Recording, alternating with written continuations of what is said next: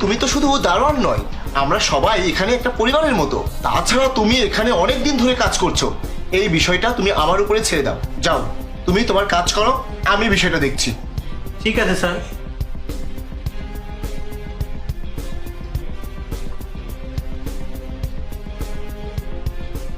Hello ইমন, তুহিনকে তাড়াতাড়ি আমার কাছে পাঠাও। স্যার, আপনি আমাকে ডেকে পাঠিয়েছেন? হ্যাঁ, ডেকেছি।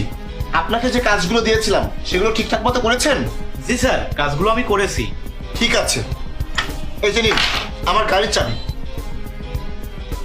যান, আমার গাড়িটা পরিষ্কার করুন। এসব কি বলছেন স্যার? আমি কেন গাড়ি পরিষ্কার করতে যাব? ড্রাইভারকে পরিষ্কার করার কথা বলুন। ড্রাইভারকে দিয়ে কাজ করাতে হলে তো আর আমি আপনাকে ডাকতাম না। আপনাকে আমি চাবি দিয়েছি আর পরিষ্কার করতে বলেছি। যান, পরিষ্কার করুন। এত কথা বলছেন কেন? স্যার, আমি আপনার গাড়ি পরিষ্কার করতে পারবো না। আমি এখানে গাড়ি পরিষ্কার করার জন্য আসিনি, আমি আমার কাজ করব।